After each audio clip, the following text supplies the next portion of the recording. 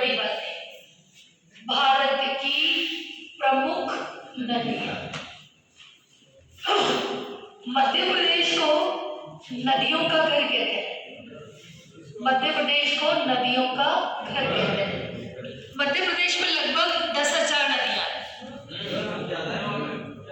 लगभग 10,000 नदियां मध्य प्रदेश एमपी में।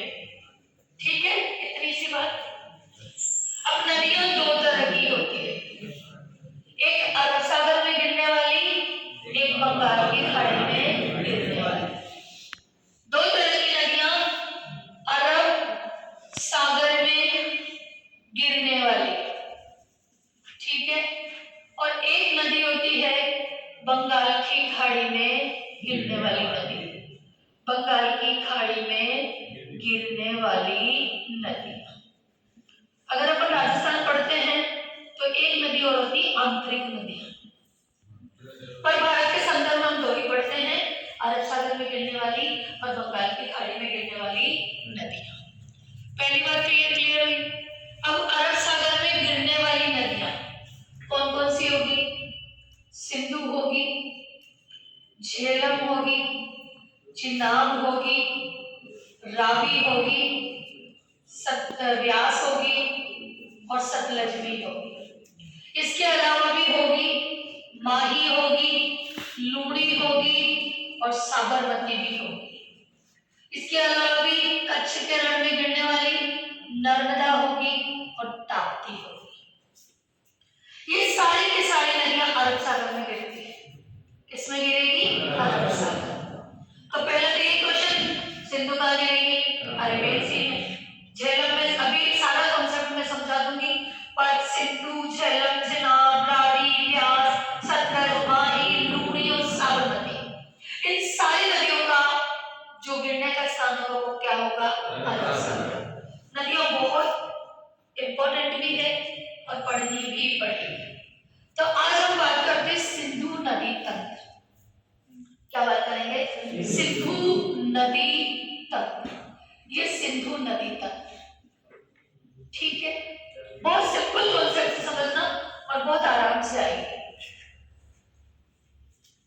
सिंधु नदी तंत्र ये थोड़ा सा इसलिए बड़ा ले रही हूं ताकि हमारी नदियों का फ्लो इसमें आ जाए, ठीक है, बहुत आराम से टाइम लो, समझो, एक बार में कॉन्सेप्ट क्लियर कर दो। ये यहां पर चीन में ये एक जगह है कैलाश मानसरोवर। कैलाश मानसरोवर क्या है? ये कैलाश मानसरोवर। यहां से 3 नदियां निकलती हैं, 3 नदियां। इधर से निकलेगी सिंधु, सिंधु, इधर से निकलेगी ब्रह्मपुत्र और इधर से निकलेगी सतलज। ये तीनों नदियों का उद्गम क्षेत्र मैंने बता दिया है। Sindhu, the origin of Sindhu, Indus, Kailash Mansarovar. कहां है इसका उद्गम क्षेत्र? कैलाश मानसरोवर। सतलज का कैलाश मानसरोवर, ब्रह्मपुत्र का कैलाश मानसरोवर, और ये कैलाश मानसरोवर कहां है? चीन। कहां पर है? अब सबसे पहले हम बात करें सिंधु नदी की। सिंधु नदी निकलती है, एक जगह है बोखर चू हिमनद। बोखर चू हिमनद बोल के देखना, बोखर चू हिमनद, बोखर चू हिमनद, बोखर चू हिमनद, ठीक है। यहां से निकली, सियार सिंधी भी बोलते हैं इसको। ये यहां से निकली, यहां आई, यहां आई, आने दो, आने दो, जम्मू कश्मीर में बहेगी, लेह से गुजरी। कहां से? लेह से आई, आई, आई, आई और यहां लाके छोड़। ये एक जगह है मिठनकोट, ये पड़ता है कराची में। अरब सागर कहां जाएगी? अरब सागर।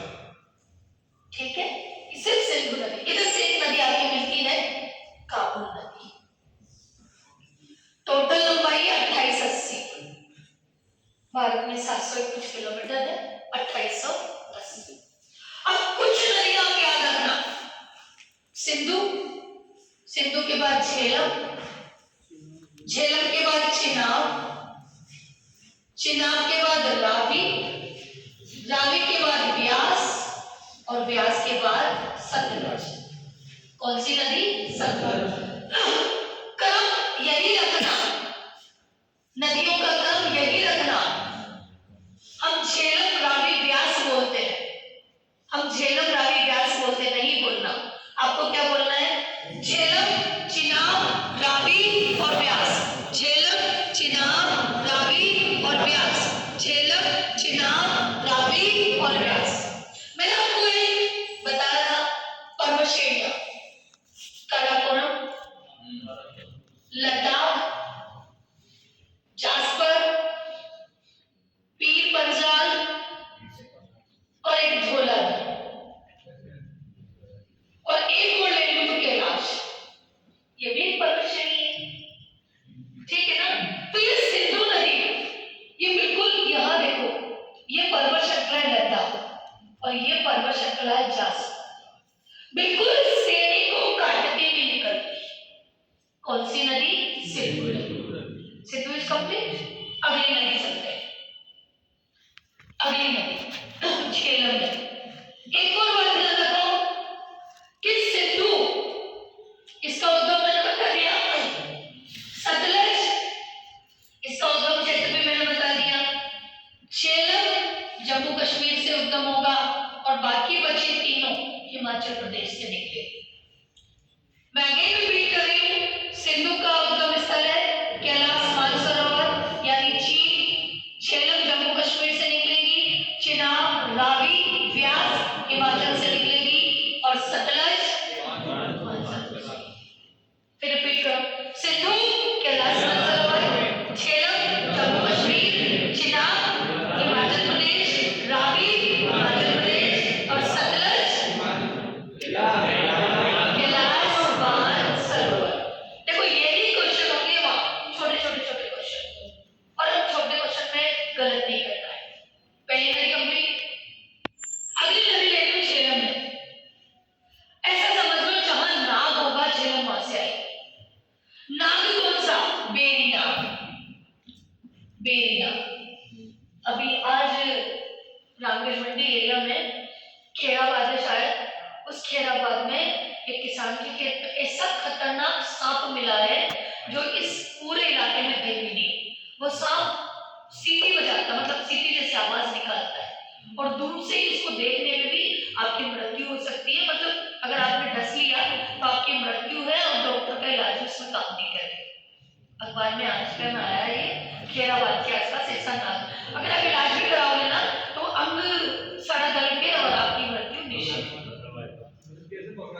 वो इसने जो सांप पकड़ने वाले होते हैं उन्होंने पकड़ के दर्रा के जंगलों में छोड़ दिया। दर्रा वाले सांप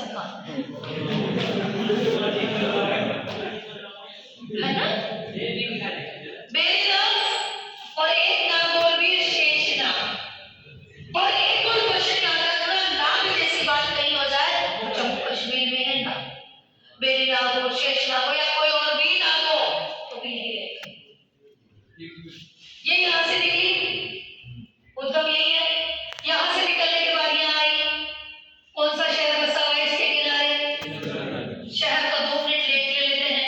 पहले इस झेलम नदी के किनारे मीठे पानी की सबसे बड़ी झील है वुलर झील, सबको पता है वुलर झील है। फिर यहाँ से आगे चलो, इसके किनारे कौन सा शहर बसा हुआ है? श्रीनगर। कौन सा शहर? श्रीनगर। और ये नाग इसको लेकर यहाँ रोक दो। अगला फिर देखो, झेलम, बेरी नाग, शेष नाग यहाँ से निकली, निकलने के बाद आई, मीठे पानी की झील बनाई। झील कौन सी है? वुलर झील। कहां पर आई? श्रीनगर में। झेलम नदी के किनारे कौन सा शहर बचा हुआ है? श्रीनगर। कहां बसा हुआ है? श्रीनगर। और ये यहाँ से आगे इतनी सी बात। फिर अगली नदी कौन सी थी? चिनाब। कौन सी नदी है? चिनाब। ये चिनाब नदी, ये चिनाब निकलती है बड़ा लाचा दर्रा, बड़ा लाचा दर्रा।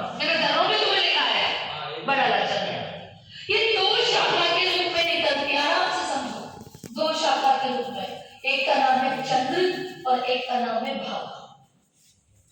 चंद्रभागा दो अलग अलग धाराओं के रूप में निकली। ये यहाँ से एक धारा बनी, ये आ गई, ये आ गई, ये आ गई, ये आ गई, आ गई, आ गई, आ गई। इस नदी को इसमें मिला। जन्म किसमें गिरेगी? चिनाब में। जन्म किसमें गिरेगी? चिनाब में। जन्म किसमें गिरेगी? चिनाब में। ठीक है याद है बच्चों? फिर देखते हैं कहां से निकली? बड़ा अच्छा तगड़ा। कौन सी नदी? चिनाब। दो शाखाएं, एक का नाम चंद्र और एक का नाम भागा, और ये निकलती निकलती ऐसे यहाँ। बहुत आसान है नदियां। अधिकतर नदियों के क्वेश्चन हम गलत करके आते हैं, आए थे, अब नहीं आएंगे। अगली नदी, और अगली नदी कौन सी है? रावी। ये रावी नदी, और ये रावी इधर ले लो, ये रावी। ये रावी हिमाचल से निकलेगी, और हिमाचल में बहुत खूबसूरत जगह है रोहतांग दर्रा। कौन सा दर्रा? रोहतांग दर्रा। ये वहां से आई, ये आई, बिल्कुल आई, ये आई। लाहौर शहर रावी नदी के किनारे बसा हुआ है। हड़प्पा सभ्यता रावी नदी के किनारे। कौन सी नदी के किनारे? HRD, हड़प्पा रावी नदी। बैरान सानी की लागत है इसमें मिलती। ठीक है, ये आई, और ये इसमें मिल जाएगी चिनाब। किसमें मिली? चिनाब। कौन सी नदी आगे? व्यास। व्यास से पहले सतलज को ले लो। ये सतलज, ये सतलज है हिमाचल प्रदेश का एक जगह है, शिवकीला दर्रा लिखा था मैं। ये शिवकीला दर्रा, यहां से एंट्री ली, ये ये किसमें मिलाई मैंने? सिंधु में। कहां पर? मिथलकोट। ये मिथलकोट वाला स्थान ये मिथलकोट। ठीक है, ये मिथल। बची कौन सी? व्यास। कहां से निकली? व्यास कुंड से निकली। व्यास कुंड से निकली और हरि के बैराज में सतलज नदी से मिल गई। ये चिनाब किसमें आगे मिल जाएगी? सतलज। किसमें मिलेगी? सतलज। और ये सतलज अपना जल किसमें डालेगी? सिंधु।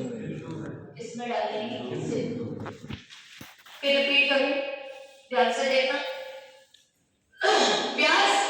व्यास कुंड से निकली, आई, और हरि के बैराज अपना नाम याद करो, हरि के बैराज, वहां सतलज नदी में मिल जाएगी। व्यास और सतलज के संगम पर हरि के बैराज वहां मिल जाएगी। ठीक है, और ये नदी बिल्कुल लास्ट की सतलज नदी। कुछ किताबें ऐसा कहती है कि सतलज जो अपना जल है ना, वो डायरेक्ट सिंधु में ले जाती है, या कुछ किताबें कहती है चिनाब सतलज में नहीं मिलती, पर मिलती है। अधिकांश राइटर का ये मत है। चिनाब अपना जल यहीं डाल देती, दूरी इतनी सी है दोनों में, ज्यादा फर्क नहीं है। पर ध्यान रखना, फिर देखो इधर झेलम अपना जल किसमें डालेगी? ऐसे समझो ना, झेलम, चिनाब, रावी, व्यास और सतलज। एक मिनट के लिए देख लो।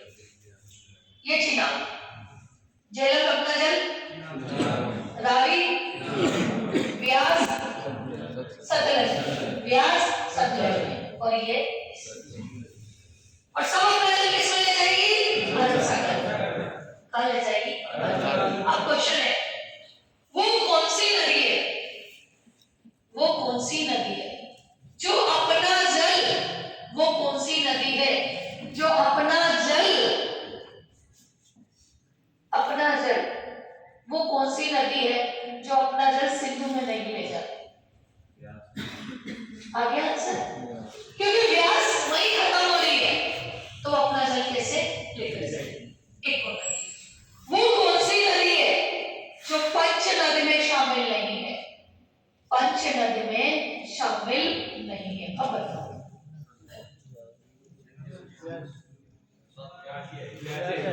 बोला ही गलत जवाब। सिंधु तो जम्मू कश्मीर से निकल गई ना। पंच नदी यानी पंजाब, 5 नदियों वाला स्थान पंजाब में थोड़ी सिंधु नदी। पंचनद ये पुराना पाकिस्तान और नया भारत और पाकिस्तान। पंचनद पाकिस्तान, पंचनद भारत का पंजाब, 5 नदियों वाला स्थान पंजाब प्रांत कहा करते थे। सिंधु तो अपना सर जम्मू कश्मीर से लेके निकल गई ना, तो आंसर क्या होगा? सिंधु नदी। वो नदी जो पंचनद में शामिल नहीं है, आंसर खुद ही देखो ना, वो जम्मू कश्मीर से बह के निकल रही है। और एक और बात, सिंधु नदी 1966 में एक समझौता हुआ था, सिंधु जल नदी जल समझौता, और इस समझौते के अनुसार ये कहा गया था कि सिंधु नदी के 80% जल का उपयोग पाकिस्तान करेगा और 20% जल का उपयोग भारत करेगा। और इन सारी नदियों पर हमने परियोजना बनाई हुई है, जल परियोजना बनाई हुई है। तुलबुल परियोजना, झेलम परियोजना, चिनाब परियोजना, रावी परियोजना, बागड़ा नांगल परियोजना, ताकि हम सिंधु का पानी रोक सकें। और जब भी पाकिस्तान कुछ करता है ना, क्या कहते हैं? जो पौधा नहीं कसाया मर जाएगा पानी के बिना, क्योंकि राष्ट्रीय नदी है सिंधु पाकिस्तान की। किसकी? पाकिस्तान की। ठीक है, ये मेरा सिंधु नदी तंत्र पूरा हुआ। नमस्कार।